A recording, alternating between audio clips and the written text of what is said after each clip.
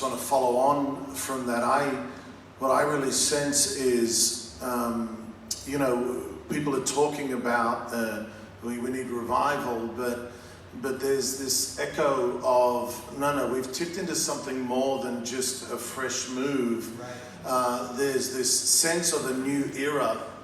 And there's a sense where, we know Chronos and Kairos. Chronos is just sequential time, but Kairos is this pregnant time.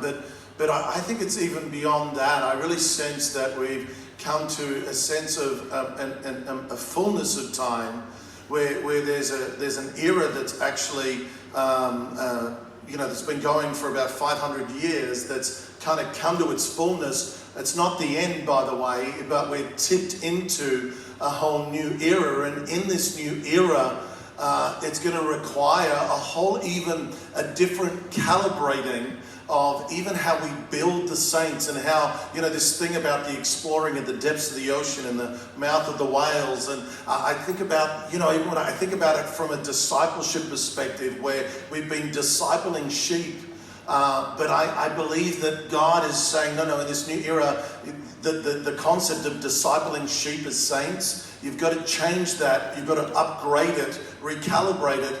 And I think a better analogy would be that we're actually discipling saints into like the heavenly, that heavenly being that has the four faces. We begin to disciple the lion and the eagle and the man and the ox within the saints, because they're actually going to be integrated into spheres and into realms that the church has not deeply sent or implanted, as it were, the saints in up until this point. So there's this whole rediscovery of how do we build the God dimension, as it were, even within the saints, and how do I, as a saint, I've got to begin to change the view of even myself. I was thinking about something when I was over in New Zealand that stuck with me. Gideon talked about a minister who was in the midst of worship, and he saw this vision of this divine being. It was the outline of this divine being. He thought it was like an angel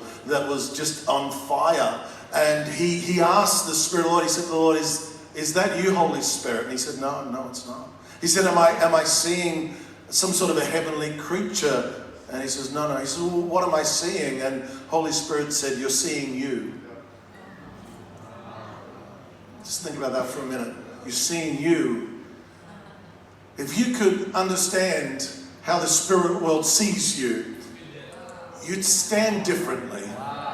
You would posture differently. It's not arrogance, it's a divine confidence. And this thought about there's this discipleship that's coming into the church, that we're discipling the lion dimension, the man dimension, the eagle dimension, and the bull dimension within every saint. And I just believe it's going to take us into whole new territories in the Lord.